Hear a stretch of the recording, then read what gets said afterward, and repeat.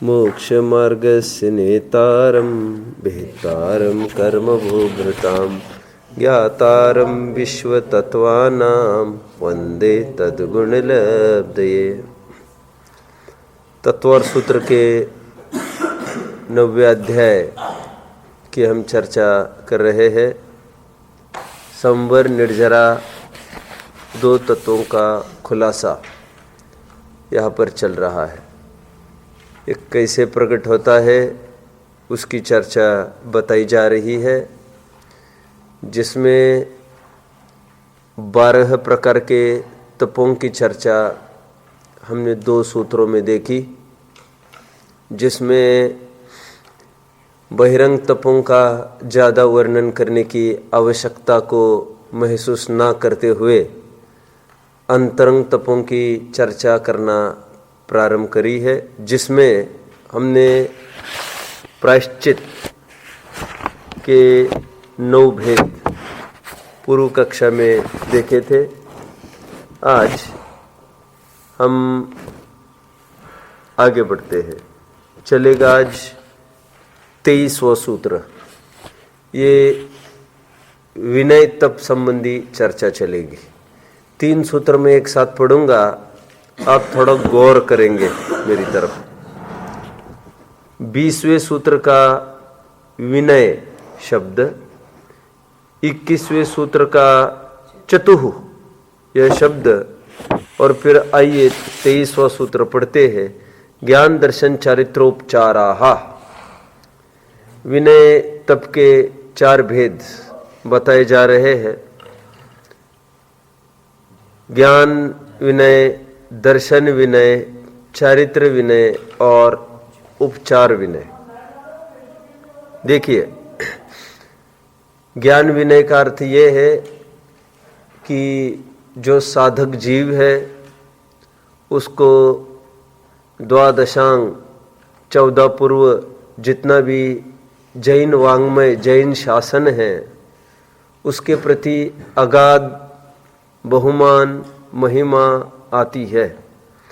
ये प्रत्यक्ष भवतारिणी विद्या है, ऐसा जानकर उसका बार बार बहुमान उसको आता है। ये सब ज्ञान की विनय है। और सुनो, ज्ञान की विनय होगी तो जिस ज्ञानी के माध्यम से ये मिला है वो ज्ञानी की भी महिमाएं बिना रहेगी नहीं। तो ये ज्ञानी की विनय होगी, वह आएगी उपचार विनय में। उपचार विनय हम देखना है ना, क्योंकि उपचार विनय में महत्वपूर्ण बात यह होगी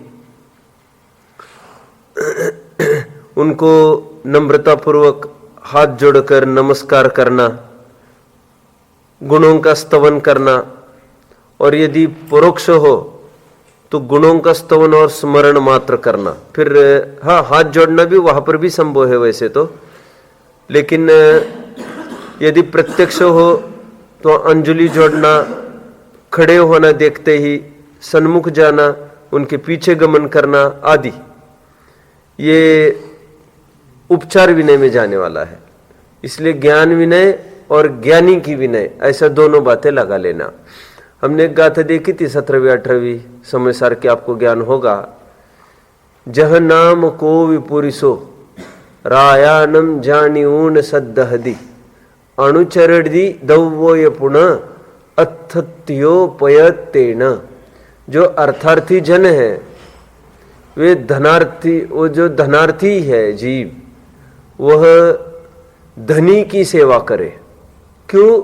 जिसको धन की महिमा है वो धनी की महिमा तो करता ही है। उसी प्रकार जिसको ज्ञान की महिमा है वो ज्ञानी की महिमा तो करता ही है। उपचार विनय में आएगा ये सब।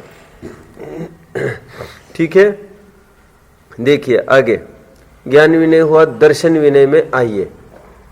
दर्शन विनय में ये बोला जा रहा है कि ये 25 दोष रहित सम्यक्त्व की विनय करता है, निर्मल सम्यक्त्व की विनय करता है, सम्यक्त्व की पूजा करता है। पूजा करता है मतलब हर प्रकार से उसको आचरना इष्ट समझता है, ये है दर्शन विनय। और उपचार विनय में क्या आएगा? जो सम्यक दृष्टि जीव है उनकी यथा योग्य विनय करना, ये उपचार विनय में आ जाएगा। ये तो चालू ही है, ये तो चालू ही है। हाँ। दर्शन, ज्ञान, दर्शन और फिर आगे चारित्र विनय। देखिए चारित्र विनय में जो चारित्रवंत अथवा चारित्रवंत जीवों की विनय करना, ये उपचार विनय में जाएगा। चारित्र विनय में क्या आएगा? 28 मूल गुण के पालन को देखकर बहुमान आना, परिशहों को जीतता हुआ देखकर बहुमान आना, उपसर्ग विजेता, उपसर्ग का विजय देखकर बहुमान आना, किस प्रकार शीत और उष्ण से भेद विज्ञान के बल पर ये उसको सामना कर रहे हैं, उसको देखना और बहुमान आना, ये चारित्र विनय है। और हमारे जीवन में भी ये चारित्र प्रकट हो जाए, और चारित्र प्रकट है तो उसकी उपादेयता भी ख्याल में आना कि कितना बड़ा काम हम कर रहे हैं, ये चारित्र विनय। उपेक्षा पूर्वक जैसे तैसे काम को अपना करना, सिर का बोझा हल्का कर देना, ऐसा काम नहीं करते, उसको बहुमान पूर्वक उस चारित्र को आचरते हैं। समझ में आया? और फिर न धर्मो धार्मिके बिना, न चारित्रो चारित्रवंतो बिना, इसलिए चारित्रवंत के आश्रय से चारित्र पलता है, इसलिए चारित्रवंतों की भी महिमा करते हैं। ये तीनों की हमने महिमा देखी, इसलिए सम्यक्त्व को, सम्यक ज्ञान को, चारित्र को पूज्य कहा। समझते हैं ना? पूज्य कहा तभी तो उनकी विनय हो रही है। विनय किनकी होती है? जो हमारे चित्त में जिनकी पूज्यता हो, हम विनय उनकी करते हैं। तो सम्यक दर्शन, सम्यक ज्ञान, सम्यक चारित्र की विनय इसलिए है क्योंकि उनके प्रति पूज्यता है। गुणों के प्रति विनय, अरे गुणों के प्रति ही विनय सच्ची विनय है। फिर गुण जिनके आश्रय से रहते हैं, ऐसे जीवों की भी विनय महिमा करना, वो उपचार की विनय। और फिर संग में जो शरीर है, तो उस शरीर की भी और उपचार से विनय करना, क्योंकि आत्मा तो दिखता नहीं है, पकड़ रहे ना। मंगलाचरण ही आपको याद होगा इसका, वंदे तद्गुण, उन गुणों को वंदन करते हैं। विनय ज्ञान दर्शन चारित्र की विनय है, और वो मेरे जीवन में प्रकट हो तभी तो सच्ची विनय है। सच्चा बहुमान किसी वस्तु का आता है तो हमें उसको लेने का भाव, ग्रहण करने का भाव होता ही है। ग्रहण करने का भाव उत्पन्न नहीं हुआ तो सच्चा बहुमान भी कहाया। तो तद्गुण लब्धे, वो मेरे जीवन में प्रकट हो, और हुआ ही हो तो बरकरार रहे, और उसकी बराबर उपादेयता ख्याल में आना कि हम बहुत अच्छा काम कर रहे हैं। तो कहा घर छोड़ के आए, राजपाट छोड़ के आए, कहा यहाँ पर जंगलों में फंसे हैं, ऐसा थोड़ा भी विकल्प आए, दोष अतिचार हो जाएगा, ज्यादा काल बना रहे, खत्म हो जाएगा मुनिपनाई। समझ में आता? निरंतर बहुमान आना, अच्छा है दलदल किचकिच में हम नहीं उलझे, हम अच्छा हुआ निकल के आए, और जल्दी आते। देखो ये कुन 11 साल की उम्र में निकल कर आए, हमने बहुत देरी कर दी, बहुत देरी कर दी। आपको ज्ञान में है वो कथा, वो मुनिराज आए भोजन करने के लिए, और भोजन उनका हो गया, तो पश्चात भोजन होने के पश्चात महिला ने नहीं, फिर वो दर्शन करने के लिए गए जंगल में। तो वहां पर कुछ चर्चा वार्ता हुई, तो महिला ने पूछा आहारदात्री बहू ने घर के, क्या बात है, बहुत सुबह सुबह निकले भोजन करने? याद है कहानी? नहीं ज्ञान में। बहुत सुबह सुबह निकले भोजन करने? मुनिराज ने कहा हाँ, समय का भरोसा नहीं था। फिर मुनिराज ने पूछा अब कैसा खाते हो घर पर? तो उन्होंने कहा घर पर तो सभी जन बासा ही खाते हैं। तो फिर और पूछा कि आपका जन्म कब हुआ? तो उन्होंने कहा जी मेरा जन्म 4 वर्ष पूर्व हुआ। तो कहते पति का बस अभी हुआ है, ससुर जी का अभी जन्म नहीं हो पा रहा है बोले। ये सब सुना घर वालों ने, घर वालों को अच्छा नहीं लगा। बोले क्या क्या बोली जा रही थी वहां पर मुनि के सामने? क्या बोला उनको? उनको आपने ये बोल दिया, क्या बोल दिया आपने कि हम सब बासा खाते, क्या बासा खा रहे क्या हम लोग? तो वो कह रहे ऐसा नहीं माता जी, आप समझे नहीं बात को। बासा खाते मतलब सब पूर्व कर्म का उदय जनित फल को भोग रहे सभी, नया कुछ उपार्जन नहीं कर रहे अभी, ये कहना था। अच्छा, और क्या बोल रही थी? 4 साल पहले जन्म हुआ मेरा, 4 साल पहले मुझे धर्म की लगन लगी माता जी। और पति का क्या बोल रही थी? अभी अभी जन्मा है, कह रहे उनको अभी अभी धर्म की रुचि लगी। और ससुर जी के बारे में क्या बोल रही थी? अभी ये जन्मे ही नहीं है, कह रहे अभी इनको धर्म की रुचि नहीं लग पाई है। उनका भाव समझ में आता है। और आपने मुनि को पूछा क्यों सुबह सुबह निकले बहुत, और उन्होंने कहा समय का भरोसा नहीं था। तो वे ये कहे सुबह सुबह निकले मतलब बहुत जल्दी दीक्षा ले ली आपने? तो वे कह रहे थे समय का कोई भरोसा नहीं, आयु का भरोसा नहीं।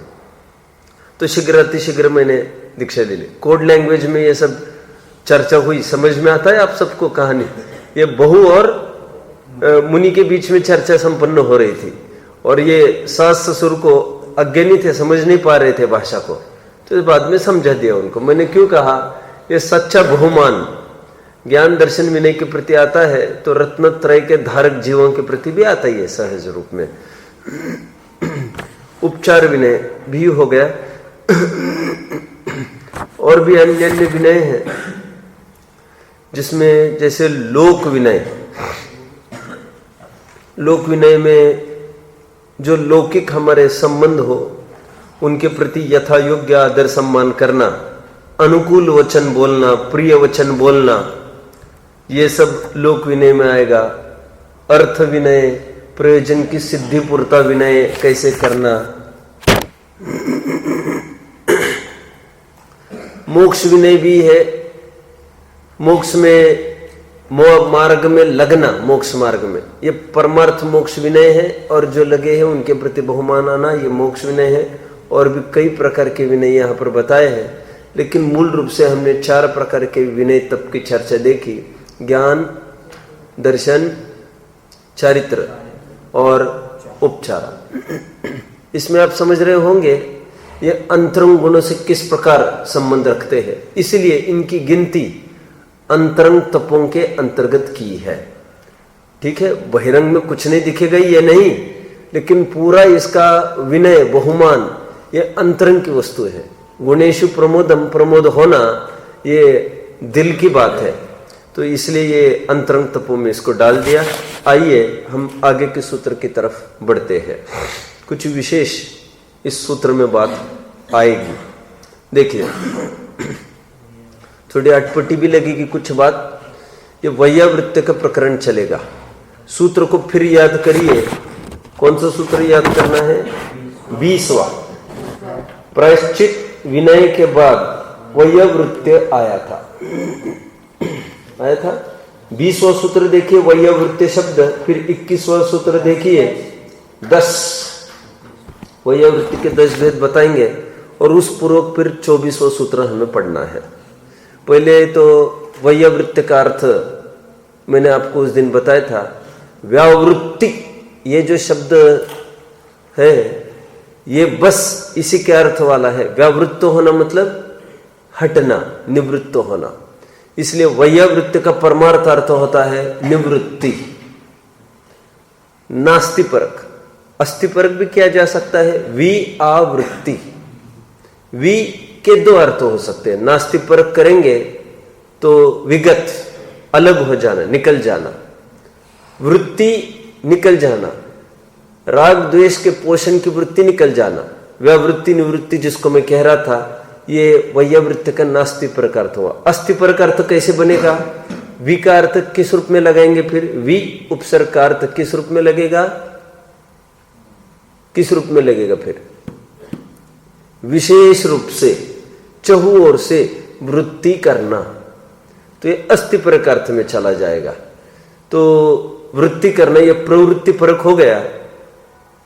तो आत्म स्वभाव में प्रवृत्ति हो सकती है, अथवा उपचार से कहो जो आत्म स्वभाव में प्रवर्तमान जीव है उनकी यथा योग्य टहल आदि करना, जिससे वे स्वभाव में ही रमे रहे जमे रहे, उसको भी उपचार से वैयावृत्ति कहते हैं। देखिए वैयावृत्ति के 10 भेद क्या क्या यहाँ से गिनाए जा रहे हैं।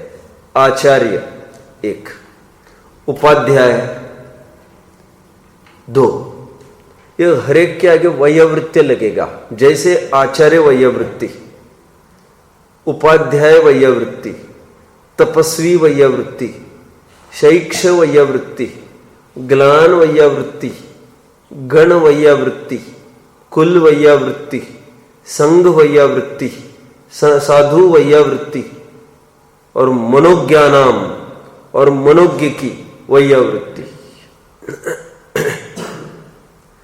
ये 10 प्रकार के वैयावृत्ति के भेद है। एक एक की परिभाषा अब हम देखते हैं। आचार्य किसको कहते हैं? जो संघ के नायक हुए हैं, है ना। द्रव्य क्षेत्र काल भाव के विशेष ज्ञाता है और बहुत साल के दीक्षित भी है।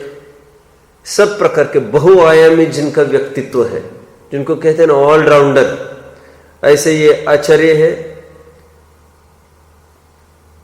आचार्य की परिभाषा हमने क्या देखी थी भाग में? जो सम्यक दर्शन ज्ञान चारित्र, बोलो, जो स्वरूप आचरण में ही लीन रहते हैं और क्या आया था आचार्य की परिभाषा? प्रधान पद को धारण किए हैं और मुनि संघ के नायक बने हैं, मूल बात थी। तो ये आचार्य, उनकी वैयावृत्ति करना, एक ये हो गया। आगे बढ़ते हैं। उपाध्याय, संघस्थ जो भी मुनि हैं, जो पठन पाठन के अधिकारी हुए हैं, जो मुख्यतः से तो अंग पूर्व के ज्ञाता है और जिनको जो रग रग से वाकिब है जिनवाणी के, और वो पढ़ाते हैं, पढ़ाना उनका मुख्य रूप से काम है, अधिकारी हुए हैं। तो ऐसे जो संघस्थ मुनि है, संघस्थ साधु है, वे उपाध्याय है। उन उपाध्याय की वैयावृत्ति करना। 2 आचार्य, उपाध्याय। तीसरा, यहां पर साधु मुनि कहना भी तकलीफ वाला है उपाध्याय को, क्योंकि साधु और मुनि ये अलग से पद डाले हैं। तो इस प्रकरण में आचार्य को न साधु न मुनि कह सकते हैं, न उपाध्याय को साधु मुनि कह सकते हैं, क्योंकि साधु मुनि ये पद ही अलग है यहां पर इस प्रकरण में। ठीक है, देखिए। फिर तपस्वी, ऐसे कोई मुनि है जो तपश्चरण में अधिकार रखते हैं। असाधारण तपश्चरण करने की उनकी हिम्मत और ताकत होती है। कदाचित ऐसी ताकत आचार्य और उपाध्याय में भी ना हो, तो ये स्पेशली तपश्चरण के अधिकारी है। ऐसे कृष्ण काल जिनकी हुई हो, ऐसे तपस्वियों की वैयावृत्ति करना, ये तीसरा वैयावृत्ति का भेद हुआ। ये पात्र की तरफ से वैयावृत्ति के भेद किए जा रहे हैं। शैक्ष, शैक्ष का प्रॉपर इंग्लिश क्या होगा? शैक्ष का प्रॉपर समानार्थी शब्द क्या होगा? ट्रेनी, है ना, जो लर्निंग मोड में है अभी, उसको नवशिखा कहते हैं, जो नया नया सीख पढ़ रहा है। तो अपना ऐसा अर्थ कर सकते हैं जो पढ़ने में श्रुत आदि के अवधारण में विशेष उपयोग लगाता हो। ये शैक्ष, शिक्षा के अधिकारी पढ़ रहे हैं खूब अभी, तो उनकी वैयावृत्ति करना। ये हो सकता है ये उम्र में और दीक्षा में छोटे हो सकता है इसलिए, और उनकी भी वैयावृत्ति करना ये वैयावृत्ति में बताया जा रहा है, क्योंकि वहां पर उम्र कोई वैसे मायने नहीं रखती। प्रसंग पढ़े, आचार्य भी वैयावृत्ति करते हैं संघस्थ मुनियों की। यदि असमर्थ हो जाए मुनि चलने फिरने में, तो उनको जंघा बल देकर, उनको सपोर्ट देकर वे स्वयं उसके साथ जहां तक आहार लेना है वहां तक पकड़ के लेके जाते हैं, ऐसा उल्लेख मिलता है। और रुके रहेंगे बाहर, और जब ये आहार करके अंदर से आएंगे बाहर, फिर उनको जंघा बल देते हुए, उनको पकड़ते हुए फिर वहां पर लाएंगे उनको अपने संग में। यहां तक आचार्य करते हैं। यहां तक क्या आता है कि आचार्य मल मूत्र में कोई प्रॉब्लम आई हो विसर्जन में साधु के, तो आचार्य तक उसको ठीक करते हैं, मतलब बिल्कुल ग्लानि नहीं रखते ये। और फिर ये तो बात प्रचलित ही है, जब समाधि की बेला है तब 48 निरपक आचार्य किस प्रकार अपने अपने कामों का विभाजन करके वैयावृत्ति करते रहते हैं। 4 की चर्चा हमने की, आचार्य, उपाध्याय, तपस्वी, शैक्ष। ग्लान, ग्लान कोई रोग आदि से युक्त हुआ हो, कहना चाहिए ग्लान शब्द से ही ख्याल में आता है लोक में जिसे ग्लानि का विषय माना जाता है, लोक में जो जुगुप्सा का विषय माना जाता है, ऐसा कोई भयंकर रोग हो जाए, अभी अभी जैसा कहा मल मूत्र का क्षेपण ठीक से नहीं हो रहा, ऐसी कोई समस्या होने लग जाए, कुछ भी हुआ हो, तो वे अपने हाथ से भी सब उनकी इच्छारियां कराते हैं उनकी असामर्थ्य देखकर। यह ग्लान वैयावृत्ति हुआ।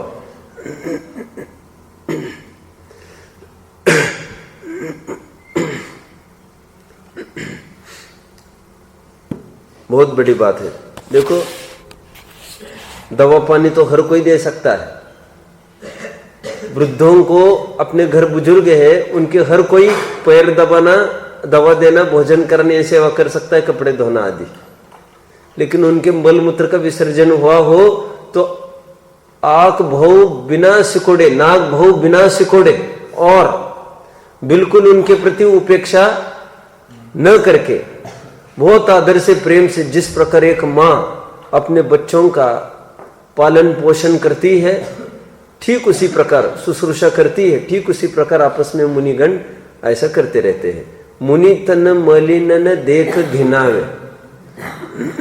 निर्विचिकित्सा गृहस्थों को भी बताया है, तो मुनियों की क्या बात करना, वे तो आपस में साधर्मी ही हैं। ग्लान हुआ, आगे बढ़ते गण। अभी क्या कहते हैं देखिए, जो आचार्य परंपरा के बड़े वृद्ध मुनि हैं उनको गण कहते हैं। आचार्य परंपरा के बड़े वृद्ध मुनि मतलब क्या लेना, इसका अर्थ क्या अर्थ लेंगे? आचार्य परंपरा के बड़े वृद्ध मुनि, कोई हो सकता है आचार्य के पूर्व वाला भी हो संघ में, आचार्य से पहले दीक्षित वाला भी हो कदाचित, ऐसे भी हो सकता है। तो उनकी परंपरा का मतलब एंसेस्ट्रल, जो पूर्व पीढ़ी उनकी, तो ऐसा वाला हो तो उनको कहते हैं गण। इसलिए लिखा आचार्य परंपरा के बड़े वृद्ध मुनि गण है।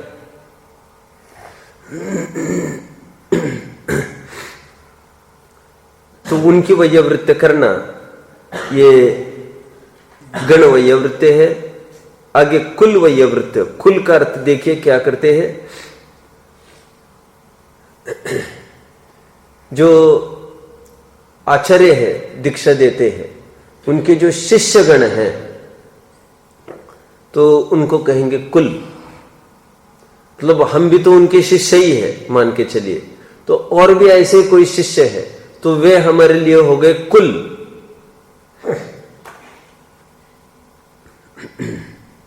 देखो संघ में ऐसा भी तो होता है, कैसा कि जिनसे दीक्षा ली थी आचार्य ने,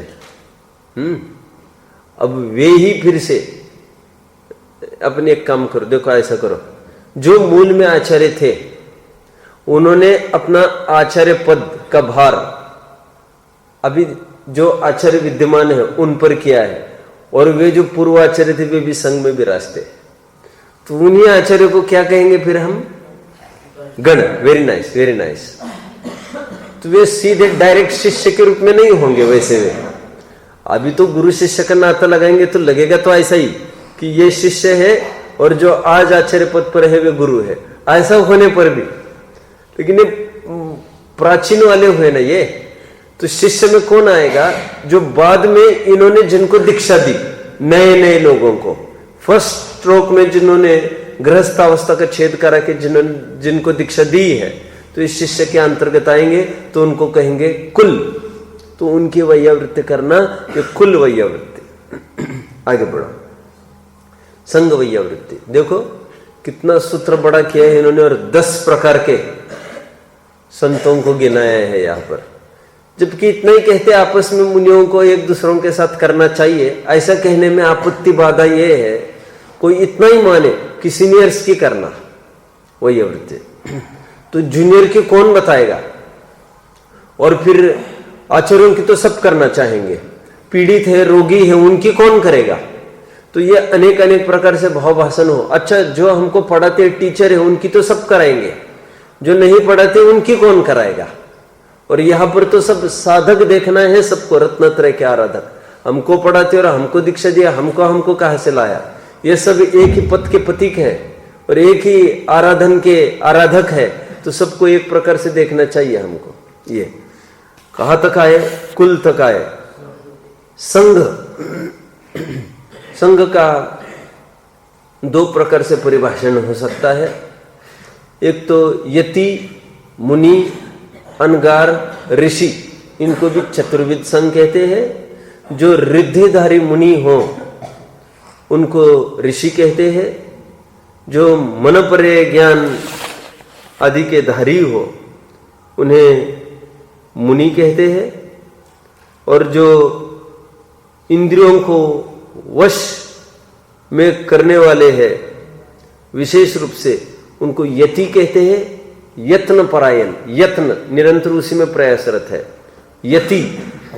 और जो साधारण पद वाले हो उनको अनगार ऐसा कहते हैं।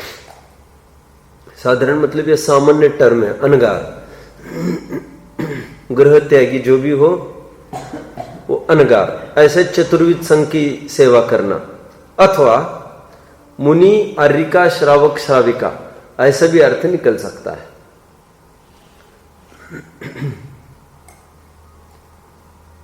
संघ की वैयावृत्ति करना, ऐसा भी अर्थ निकल सकता है। क्योंकि एक संघ में मुनि का संघ है 500-600 का, तो 10-12 श्रावक भी होते होंगे। क्यों होते होंगे? उनका संभालने के लिए, कमंडल वगैरह? अरे नहीं, ये दीक्षा लेने के लिए आए हैं। उनको अभी थोड़ा निरीक्षण में है, ये इनका एग्जामिनेशन चल रहा है, परीक्षण में है, तुरंत दीक्षा नहीं दे सकते, लेकिन अबाउट टू वो होने को ही है दीक्षा उनकी। तो ये जो संघ में रहते तो ये श्रावक आपस में अपना अपना करते रहते हैं, फिर ऐसा होएगा। आगे बढ़ते हैं। साधु, बहुत काल के दीक्षित मुनि हो उनको साधु कहेंगे। साधु में और गण में क्या अंतर करेंगे, कोई बताएगा? अरे वाह, बोलो मनन। जो आचार्य से भी ज्यादा बराबर बराबर, साधु में बोलेंगे आचार्य से तो कम है पर बहुत काल के, बराबर बराबर, ऐसा अर्थ लगाना पड़ेगा। मैं बहुत देर सोचता रहा, लेकिन आचार्य परंपरा ऐसा जो शब्द उन्होंने गण के लिए दिया है उससे थोड़ा अपन डिस्टिंग्विश कर सकते हैं, बाकी दूसरा कोई ख्याल में अपने नहीं आता। क्योंकि साधु में भी लिखा बहुत काल के दीक्षित मुनि, बहुत टाइम हो जिनको दीक्षा लेके, उनको भी साधु के अंतर्गत लेते हैं। देखो यहाँ पर साधु का विशेष अर्थ करना है आपको, कॉमन अर्थ आपको नहीं करना है साधु का। बहुत काल के दीक्षित मुनि हो उनको यहाँ पर साधु बोला है। वैसे मुनि भी मन परे ज्ञान के धारी, ऐसे विशेष अर्थ किया भी संघ के अंतर्गत। आप समझ रहे, कॉमन रूप से अपन सबको सब बोलते हैं, वो बात अलग है। यहाँ पर अभी अंतिम सूत्र, अंतिम शब्द है थोड़ा विचारणीय, इसकी थोड़ी विशेष चर्चा करना चाहता हूं मैं। क्या है शब्द अंत में? मनोज्ञानाम। मनोज्ञ का अर्थ क्या होता है वैसे आप सब जानते होंगे। व्हाट इज मनोज्ञ? मनोहर। जो इंद्रियों को सुखकारी हो, उसको मन को भाने वाला हो। कहते ना ये प्रतिमा बहुत मनोज्ञ है। और कहां पर शब्द आया मनोज्ञ? शब्द कहां पर आया मनोज्ञ? ये जब अतिचारों की चर्चा की है, तो जब अपरिग्रह व्रत के अतिचार की चर्चा की, तो वहां पर लिखा मनोज्ञा मनोज्ञेन्द्रियस्य राग द्वेष वर्जनानि। ये भावनाओं में आए, भावनाओं में प्रकरण है, भावनाओं में। क्योंकि वर्जनानि बात कह रहे तो अतिचार तो अभी होने का काम नहीं, सीधा वर्जित करना, ऐसी भावना रखना, ये पकड़ने आता है सबको। तो वहां पर मनोज्ञ का अर्थ क्या इष्ट और अमनोज्ञ का अर्थ क्या अनिष्ट। आगे भी एक वर्ड आएगा मनोज्ञ, आगे 2-5 सूत्रों के बाद। लेकिन अभी तो हमको मनोज्ञ का अर्थ देखना है मनोहारी। क्या कहना चाहते हैं यहां पर? देखो यहां पर बहुत अटपट और अजीब अर्थ किया है, और उसके लिए मैं बहुत पढ़ के दिखाऊंगा आपको। ये पहले तो सामान्य रूप से मैं पढ़ लेता था। मनोज्ञ मतलब जो दिखने में बहुत अच्छे हो, जो प्रवचन की शैली जिनकी बेहतरीन हो, जो अच्छी पकड़ रखते हो, और दूसरों पर विशेष अपना इन्फ्लुएंस प्रभाव डालने की जिनकी सक्षमता हो, ऐसे उनको मनोज्ञ दिया है ना। जिनमें बहुत ताकत है प्रभाव न करने की, अट्रैक्ट होते, एकदम क्लिंग हो जाते लोग उनके पास, तो ये उनको मनोज्ञ ऐसे बोल दे। तो उनको अलग से दायरे में डाल दिया, उनकी वही वृत्ति करना। तो मैं थोड़ा सा यहां से पढ़ के दिखाता हूं मनोज्ञ के क्या कह रहे हैं। हुआ होगा तो यहां पर ध्यान देंगे फिर आप। पांडित्य द्वारा लोकमान्य, महाविद्यावान, महान कुल में उत्पन्न, वक्तृत्व संबंधी सभी गुणों से सहित लोक में पूज्य मनोज्ञ है। और पढ़ रहा हूं, थोड़ा इस दृष्टि से इसको विचारना है। मैं आपको बताऊं इसमें क्या है बात विचारनीय, कि मनोज्ञ का गुणस्थान कौन सा लेना, ये विचारनी। इसके लिए अपन को थोड़ा इसमें जोर देना है। गुणस्थान क्या होगा ऐसा हमको लग रहा है सबको? हाँ, छठा सातवां होगा ऐसा हम सबको लग रहा है। लेकिन ये बहुत ऐसी बात करेंगे, ये देखते हैं। और तो फिर शंका का दायरा घूमने लगेगा, ये क्या बोला, ये क्या बोला। देखो, लोकमान्य, महाविद्यावान, महान कुल में उत्पन्न होते हैं बहुत जन, असाधारण विशेष कुल में पैदा हुए वाले होते हैं। वक्तृत्व संबंधी सभी गुणों से सहित लोक में पूज्य मनोज्ञ है। मोक्ष मार्ग का उद्योत कर उसे उच्च दिखाने की क्षमता वाले, जिन मार्ग का गौरव प्रकट करने वाले, उच्च कुलीन, लोक में हेतु दृष्टांत युक्ति द्वारा जिन धर्म की उत्कृष्टता प्रकट करने वाले, अविरत सम्यक दृष्टि भी मनोज्ञ है। बहुत अटपटी बात है, बहुत अटपटी बात। अटपटी क्यों बात लग रही है, कोई बताएगा? इसमें अटपटापन क्या आया? मतलब सीधी ये बात झलक रही ना, क्या बोलो मनन? श्रावक की वही अवृत्ति, कौन? मुनि। ये बहुत बात एकदम ऐसे इम्बैलेंस बना देती है। मैं अभी इसलिए कुछ काफी सारे प्रकरण पढ़ के दिखाऊंगा आपको आधार के रूप में। ये मेरे पास वैसे जिज्ञासा समाधान भाग 2 है। मेहनत पूरी इसलिए की है, मेरी अपनी मेहनत कुछ नहीं है। पृष्ठ क्रमांक 98 पर एक प्रश्न पूछा इन्होंने स्वयं ने। मनोज्ञ संज्ञा अवृत्ति और महावृत्ति, सॉरी, क्या मनोज्ञ साधु के अंतर्गत मुनि ही आते हैं और वे ही वही वृत्ति के योग्य है, या गृहस्थ भी आते हैं? स्पेशली डाल दिया। और देखो अभी तक 9 भेद इन्होंने गिनाए, आचार्य उपाध्याय आदि आदि, वे सब 9 भेद सबके सब छठे सातवें वाले गुणस्थान वाले हैं। एक मनोज्ञ में स्पष्ट अभी अभी जो मैंने पढ़ा वहां पर अविरति सम्यक दृष्टि दिखाए। अब यहाँ पर शंका करने, शंका पूछी उनको, लिखकर भेजी होगी शंका कि क्या मनोज्ञ साधु के अंतर्गत मुनि ही आते हैं और वे ही वही वृत्ति के योग्य है, या गृहस्थ भी आते हैं? समाधान देखो, कई ग्रंथों के आधार देखेंगे। तत्वार सूत्र अध्याय 9 के आचार्य उपाध्याय तपस्वी शैक्षग्लान गणकुल संघ साधु मनोज्ञानाम, इस 24वें सूत्र में दिए गए अंतिम भेद मनोज्ञ की परिभाषा विभिन्न ग्रंथों में निम्न प्रकार पाई गई है। सर्वर सिद्धि में क्या पाई गई है देखिए, लोक सम्मत साधु को मनोज्ञ कहते हैं। मनोज्ञो लोक सम्मत, जो लोक सम्मत हो उसे साधु कहते हैं। हालांकि जो लोक सम्मत कहा मतलब लोक का ही व्यक्ति होना चाहिए कायदे से, और मुनि तो अलौकिक है। तो चलो ऐसे भी अर्थ आपको अटपटा लगता हो, चलो यहां पर थोड़ी देर के लिए अपना ऐसे करें, क्यों मुनि नहीं हो सकता क्या लोक सम्मत? तो चलो मुनि कर ले अपना अर्थ।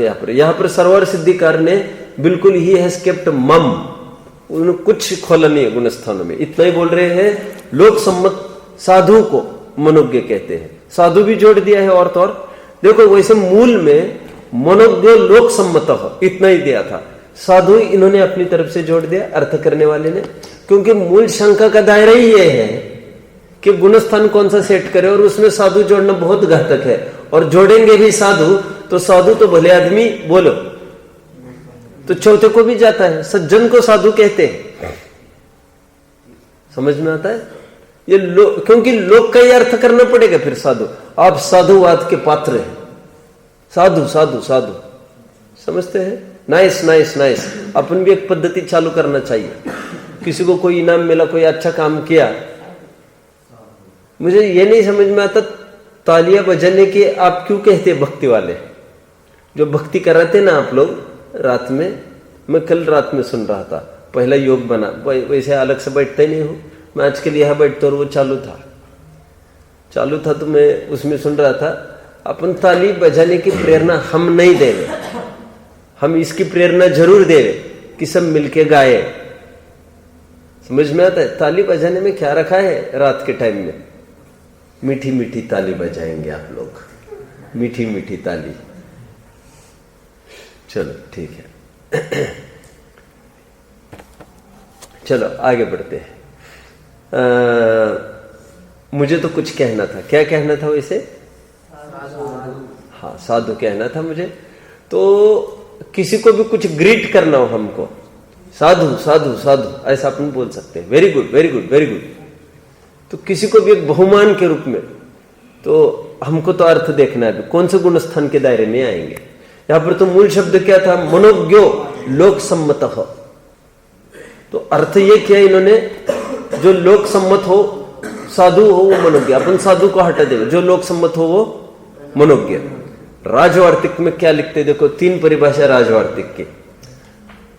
अभिरूपो मनोज्ञ इति अभिधीयते।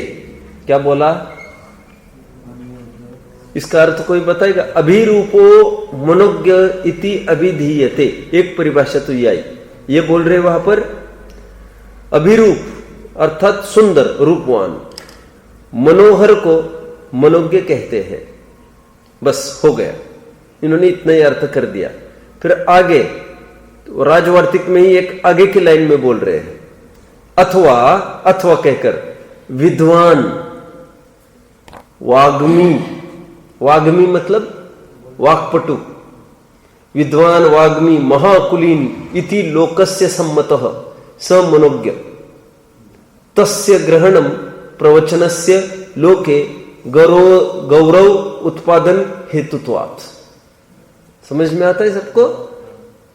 गौरव जिससे जो प्रवचन आदि करने में कुशलता रखने के कारण गौरव का हेतु है लोक में। लेकिन फिर गुणस्थान का तो सशंक ही बना है। विद्वान भले ही बोल दिया, लेकिन भले आदमी विद्वान ये टर्म बोलो, मुनि को भी तो हो सकता है, ऐसा थोड़ी कि नहीं हो सकता। देखो हिंदी में अर्थ इसका पढ़ के दिखाओ। अथवा जो विद्वान मुनि, यहां पर भी इन्होंने अर्थ मुनि कर दिया। विद्वान मुनि वाक्पटुता महाकुलीनता आदि गुणों के कारण लोक में प्रसिद्ध वे मनोज्ञ है, ऐसे लोगों का संग में रहना, ऐसे लोगों का संग में रहना लोक में प्रवचन गौरव का कारण होता है। लोग भी कह रहे हैं उनको, मुनि को सामान्य तौर पर लोग नहीं कहते हैं। अभी तीसरा अर्थ यही कर रहे राजवार्तिक वाले। अगेन आगे के लाइन में असंयत सम्यक दृष्टि ही मनोज्ञ इति गुह्यते, संस्कार उपेत रूपत्वात्। क्या अर्थ किया? अथवा संस्कारों में सुसंस्कृत असंयत सम्यक दृष्टि को भी मनोज्ञ कहते हैं, क्योंकि उससे प्रवचन की प्रभावना होती है। कहां पर गुणस्थान बोल दिया इन्होंने? असंयत सम्यक दृष्टि बोल दिया, स्पष्ट चौथा गुणस्थान बोल दिया है इनको, मनोज्ञों को। अभी और आगे बढ़ते थोड़ा सा। धवला का प्रकरण देखते हैं। नया नया प्रकरण है ये सब, सबकी अपेक्षा नई नई खुली है। धवला में क्या बोल रहे देखिए, आयर्येहिम सम्मद्दानम, कोई अर्थ बताएगा इसका? आयर्येहिम सम्मद्दानम, आचार्यों के द्वारा सम्मत। गीहत्थानम दिक्खाभि मोहाणम, बोलिए, दिक्खाभि मोहाणम, दीक्षा विमुख। गित्थानम गृहस्थ की, वाजम किरदे तम मनुन्न वेज्जा वच्चम नाम, वेज्जा वच्चम वैयावृत्य। क्या अर्थ किया इन्होंने? नया अर्थ धवलाकार बोल रहे, आचरणों के द्वारा सम्मत और दीक्षा विमुख गृहस्थ की वैयावृत्य मनोज्ञ कहलाती है। खुलकर ये भी गृहस्थ बोल रहे, और तो और दीक्षा विमुख बोले, इससे बात फलित हुई कि ऐसा भी नहीं कि नग्न वेशी हो और चौथा गुणस्थान हो। तो फिर वो कोई ये बोलने लग जाएगा, सब गुणस्थान तो बोलते चौथा, लेकिन मुनि साधु ही लेना है, चरणन योग वाला साधु ही लेना है, अंदर के गुणस्थान का क्या लेना देना। स्पष्ट ही दीक्षा विमुख बोलकर उस शंका का पूरा कोहरा हटा दिया और कह रहे नहीं नहीं, ये तो गृहस्थ ही है, कपड़े वाला आदमी है, लेकिन घर से बिल्कुल संबंध नहीं रखता है तो गृहस्थ, लेकिन बिल्कुल घर से लेकिन गृहस्थपना त्यागा है इसने। ऐसे कैसे त्यागा है? वो आया है दीक्षा के लिए और रोजाना पीछे लगता है 10-25 बार, और बराबर मुनि तुल्य आचरण चल रहा है उसका, बराबर वैसा ही कर रहा है हूबहू। 4-4 दिन अंतराय, टस से मस नहीं होता, सामयिक से लगा है और महीनों से देख रहे, ये दीक्षा विमुख गृहस्थ, उसको मनोज्ञ बोल दिया। देखिए अभी इन्होंने उसको गुणस्थान नहीं बोला धवलाकार में, लेकिन एक बात तो फलित ही है, चौथा या पांचवा कहना होगा उनको, दूसरा तो कहना ही नहीं बनेगा उनका, ठीक है।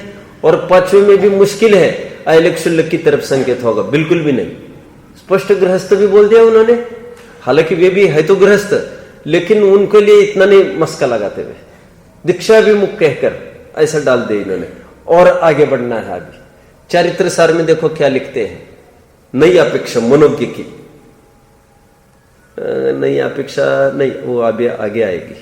देखो चारित्र सार में क्या लिखते हैं चामुंड राय देव, जो सुंदर हो उन्हें मनोज्ञ कहते हैं, अथवा जो विद्वान हो, वक्ता हो, महाकुलीन हो, इस प्रकार लोक में जो मान्य हो उन्हें मनोज्ञ कहते हैं। मनोज्ञ ग्रहण करने का यह भी अभिप्राय है कि संसार में जो अपने मत का गौरव उत्पन्न करने का कारण हो, ऐसा सम्यक दृष्टि भी मनोज्ञ कहलाता है। अथवा जो संवेग अधिक संस्कार सहित है उन्हें भी मनोज्ञ कहते हैं। कुछ भी नहीं खोला नहीं है इन्होंने, कुछ भी ऐसा सामान्य कथन हुआ ये तो, लेकिन संवेग मतलब क्या लेंगे? धर्मानुरागी हो, वो तो कोई भी हो सकता है। खैर इसमें कोई नई बात नहीं खुली।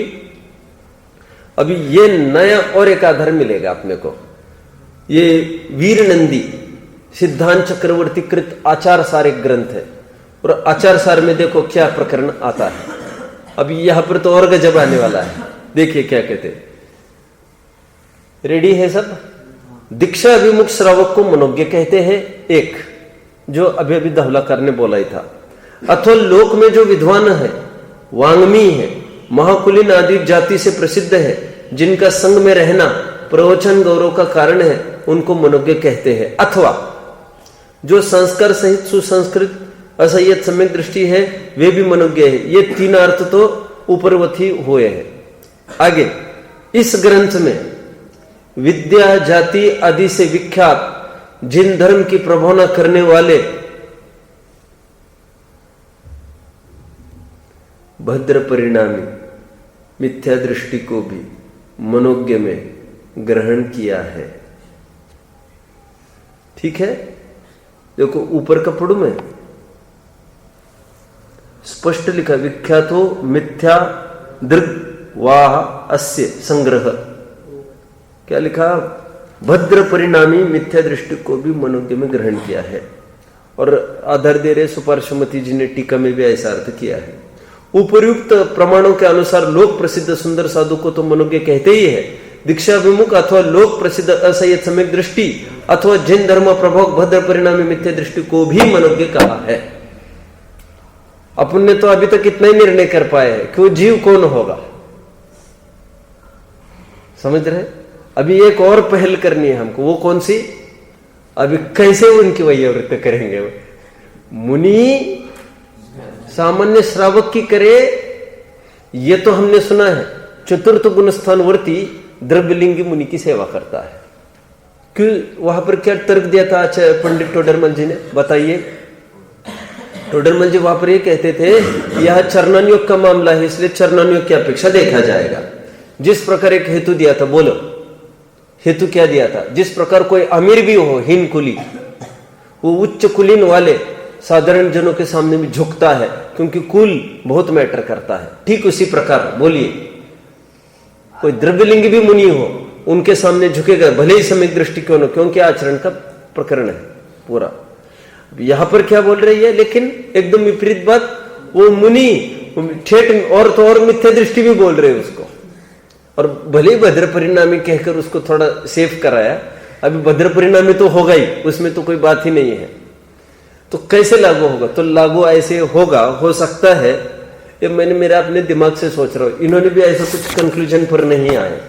सीधे मुनि उनकी वैयावृत्ति करे, बहुत अटपटा लगता है। देखो, और वैयावृत्ति भी करते हैं, तो वैयावृत्ति का अर्थ क्या? हम हाथ पैर दबाना लेते हैं, इतना ही वैयावृत्ति का अर्थ हमारे दिमाग में घूम रहा होगा, तो फिर ऐसा नहीं किया जा सकेगा। यदि हाथ पैर दबाने के स्तर पर आपको रखना है, तो संघ में और भी श्रावक है कोई, तो वह भी दीक्षा अभिमुख है, तो उनको फिर वे उनको कह देंगे, भाई तुम कर दो इनकी सेवा, चलो ये करो वो करो, और बराबर वे भी वही बैठेंगे, उपदेश देंगे। वैयावृत्ति मतलब उपदेश देना भी वैयावृत्ति ही है, ये आप समझ लीजिए बात को। कोई हाथ पैर दबाना तो युक्ति संगत तो नहीं है मुनि को उनके, और उसको भी कितना अनईजी होगा, क्योंकि वो कोई प्रवचन देने की शैली है और दिखने को एकदम हीरो दिखता है, इसलिए कि वो सेवा करेंगे वैयावृत्ति। ऐसा थोड़ी ना है, वे प्रभावित होते हैं रंग रूप से, बल्कि गुणस्थान की आदर सम्मान होता है कायदे से। तो ये बहुत मुश्किल है कि वे भी करे इनको, मुनि करे इनकी वैयावृत्ति, और ये भी कराए मुनि से गृहस्थ। तो यही संगत लगता है कि मुनि के कहने पर कोई अन्य श्रावक, वही संगस्थ जो दीक्षा अभिमुख हो, आपस में मैंने कहा ना 600-700 मुनि होंगे, तो आप मान के चलिए 400-500 निरंतर वेटिंग में रहते ही होंगे, 4-5 जन वेटिंग में रहते ही होंगे। जो देखो ऐसा है, इसमें 500-600 मुनि का संघ है, साल में एक आध दो जन की तो समाधि होती होगी मान के चलो, तो एक आध दो जन तो कबड्डी में नए आने वाले चाहिए ना मैदान में, तो 1-2 जन में नए कौन आएंगे? तो ये ट्रेनी 8-10 जन निरंतर उनकी देखरेख में रहते हैं, और थोड़ा ख्याल में आया तो फिर कोई योग्य तिथि मुहूर्त देखकर उनको दीक्षा दे देते हैं। तो ऐसे निरंतर बने रहते हैं अपन माने, तो फिर ऐसे ये सेवा करते होंगे। और फिर नहीं होंगे तब भी एक गृहस्थ होगा, तब भी उनकी वैयावृत्ति करने का प्रसंग होगा। तो वैयावृत्ति मतलब क्या लेंगे? फिर कोई हाथ पैर दबाना आदि नहीं लेना, फिर बाकी जो उनसे संभव हो वैयावृत्ति, मतलब किसी बोल दिया किसी श्रावक को, भैया इनको ये प्रॉब्लम हो रही है, इनको ये आहार दो, इनको घास वगैरह संस्तर आदि ला कर दो, सब करो, देखो समझो, और घास वगैरह परिमार्जन करके स्वयं मुनि भी रखेंगे उनके लिए, इसमें भी आपत्ति नहीं दिख रही। लेकिन सीधा हाथ पैर दबाना आदि ये काम नहीं होगा। हम कितने भी बीमार हो जाए और हमारे पिताजी हमारे पैर दबाने लग जाए तो अनईजी कितना फील होता है उसमें? नहीं फील होगा। हमारे गुरुजी आकर पैर दबाने लग जाए तो एकदम अनईजी होने लग जाएगा? नहीं ऐसा लगेगा।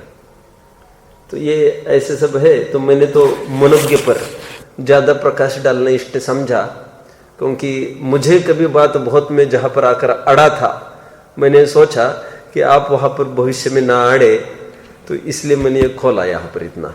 तो ये सरवार सिद्धि का राजवार, सरवार सिद्धि वालों ने तो कुछ नहीं खोला है विशेष, सरवार से राजवार्तिक ने चौथे तक पहुंच करी है।